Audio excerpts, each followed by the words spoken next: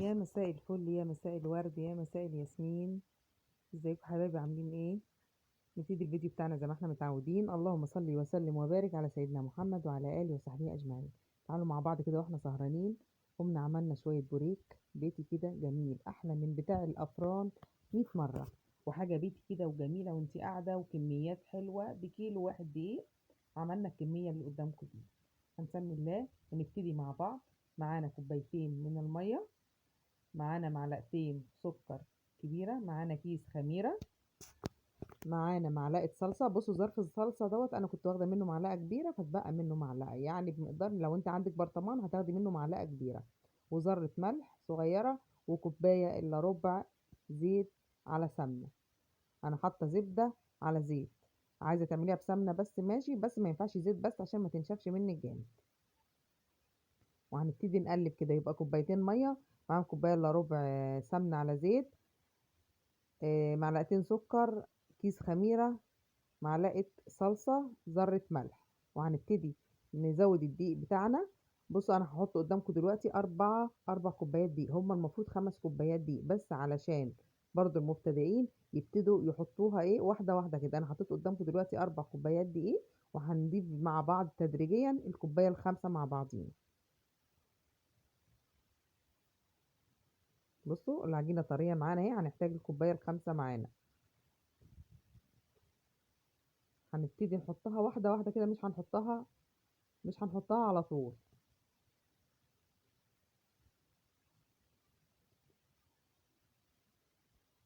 اللي تتفرج على الفيديو دوت لو هي سهرانة كده تقوم تشتغل وتجيب، لو عندها الحاجة موجودة في البيت ومفيش يعني مش، حتى لو ما عندكيش هتبعتي اي حد من عند البقال يجيب لك حاجتك اللي انت عايزاها، وما بياخدش ساعة زمن، كله على بعض. وهتيجي جايبة بقى بعد ما تعجني العجينة بتاعتك. احنا حطينا كده 5 كوبايات دقيق على الخليط اللي احنا عملناه، وهنحط دقيق على الرخامة او على الترابيزة اللي انت بتشتغلي عليها، ونبتدي كده نضرب فيها ونعجن فيها بره الايه، بره البوله اللي انت عجنتي فيها. زي ما قلت لك كده، لما تبقي متغاظه من حد كده وتنك شدي واعملي اكنك يعني بتضربي في اللي انت متغاظه فيه. بصوا حبايبي كده بقى، بصوا خليناها هي ماسكه نفسها ويابسه ازاي ما شاء الله. هنسيبها كده مش هتكمل يعني من تلت ساعه لنص ساعه، حسب المكان اللي انت هتحطيها فيه. غطيناها بفوطه خفيفه كده وسيبناها ورجعنا لها تاني. بسم الله ما شاء الله، بصوا العجينه بتاعتنا خمرت ازاي وحلوه. بصوا اللون بتاعها جميل كمان، جميل ازاي. معلقه الصلصه على فكره اللي انت بتحطيها دي بتفرق خالص، وهتاكلي معانا احلى بوريك، احلى من اللي بره كمان، وحاجه مضمونه وجميله. هنبتدي نفردها فرده كده، ونبتدي نقطع التقطيع زي ما هو، زي انتوا ما انتوا شايفين كده.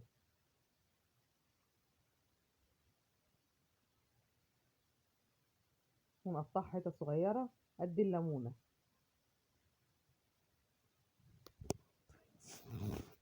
بس على قد ما تقدري تصغريها صغريها عشان بتنفش في الفرن، العجينه بتاعتها بتعلى جامد. يعني انا بعد ما عملتها، انا كنت اول مره اعمله بصراحه يعني، كنت لازم أبقى اصغرها كمان شويه عن كده. يعني اللي هيعملها ويصغر العجينه على قد ما يقدر، وما يخافش من تصغيرتها، ويفردها في فرده صغيره كده، ويحشي الحشو اللي هو عايزه، وتفرقيها عن بعضيها، ما تلزقيهاش برضو زي انا ما كنت عاملاها كده. يعني انا لما بعمل الفيديو بقول لكم تعملوا ايه وما تعملوش، عشان في حاجات كمان ساعات بتبوظ معايا يعني. مش كل اللي انا بعمله، كلنا برضو بنغلط. هو طالع معايا حلو وجميل، بس كان يبقى يعني لو صغرناه كان هيبقى احلى. بصوا كميه بسم الله ما شاء الله، ال5 كوبايات دي عملوا معانا كميه قد ايه. انا ابني كان عايز يروح، قال له عايز ب 10 جنيه بوريك، عطاله 4 وحدات بالظبط، واصغر من الكميه اللي انا، اصغر من الحجم اللي انا عاملاه. بصوا حبايبي كده، بتجيبي بقى وتفردي كده زي ما انتوا قاعدين كده، ما بتاخدش لا فراده ولا بتاخد معاكم اي وقت، واحنا قاعدين في السهره كده. تفردي كده وتجيبي الحشو بقى اللي عندك، وحشوها بسيط جدا، وممكن تعمليها ساده والله برضو، مش لازم بحشو. انا كان عندي جبنه وعندي زيتون مخلي، بواقي الشاورما اللي انا كنت عاملاها، وهنبتدي نحشيها. بس الحاجات دي يا اما تبقى ساده، يا اما تبقى عايزه الحشو بتاعها مالح. انا هقول لكم دلوقتي برضه انا غلطت في ايه. يعني عيالي ما قالوا لي يا ماما نوعي واحشي لنا حشو تاني. بس الحشو اللي انا بحشيه الجبنه المطبوخه دي او الجبنه الخزين او الزيتون احلى من الجبن التانية اللي انا هحطها. بصوا اللفه بقى، بتضغط على تضغطي اول واحده، وبعد كده تبتدي تلفي وتخلي القفل الفتحه ديت لتحت وانت بترصي في الصاج عشان ما تنفتحش منك. واحده واحده كده بتبتدي تلفي كده وانت قاعده، بصوا سريعه وما بتاخدش معاكي اي حاجه.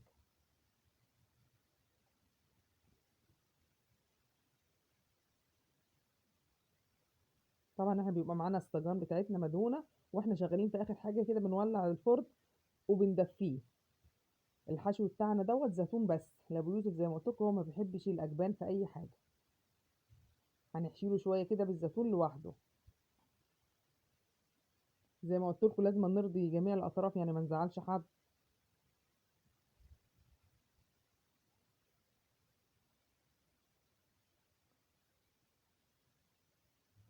اهي دي بقى الغلطه اللي انا عملتها برضو، ما اسمعش كلام العيال في حاجه فعلا.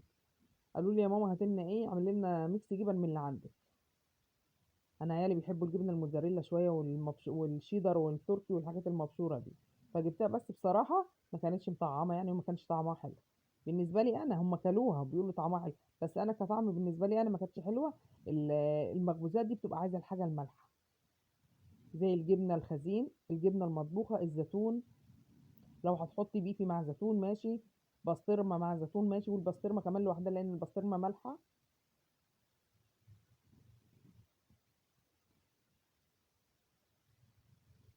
وبرضه اذواق، ممكن حد عندكم يكون بيحب الاجبان دي. بص بسم الله ما شاء الله، الكميه بتاعتنا زي ما قلت لكم ما تبقوش تزنقوا كده. انا قلت ان هي مش هتنفش، وقلت ان هي مش هتلزق معانا كده، بس على قد ما تقدري تصغري وتخلي فيه فراغات ما بين كل واحده والتانيه. احنا بقى بص الدهان دوت الحته اللقطه دي اتحذفت مني معلش، انا جبت بيضه زودتها بحبه ميه وسنه فانيليا صغيره وقلبتها ودهنت بيها الوش بتاعنا. بتخلي الريحة والطعم في منتهى الجمال وبتدي لون جميل. عندك سمسم ماشي، عندك انا كان عندي حبة البركة رحت رش عليها من فوق. لو عندك سمسم برضو عايزة تزودي سمسم مفيش مشاكل. طبعا احنا مسخنين الفرن، هنخليه على درجة حرارة وسط ونحطه على الشبكة، هنولع من فوق ونولع من تحت. بصوا بسم الله ما شاء الله، بصوا الجمال وبصوا اللون والحلاوة. على فكرة الكاميرا بتاعتي مش موضحة، يعني التليفون بتاعي يعني برضو ايه مش الصورة بتاعته مش قد كده، بس بصوا الجمال. طبعا احنا قاعدين بقى في السهرة اهو، ما شاء الله. هقول لكم ايه يعني، هقول لكم والله ما شاء الله اتاكل في ساعتها واحنا قاعدين. عملنا كوبايتين شاي وقعدنا اتعشينا بيه. عشوة جميلة ومش مكلفة، كيلو دقيق ب20 جنيه. شوفوا عمل لنا فيها قد ايه في الكمية قد ايه. كل سنة وانتم طيبين. لو عجبكم الفيديو اعملوا لنا لايك، كومنت حلو وشير.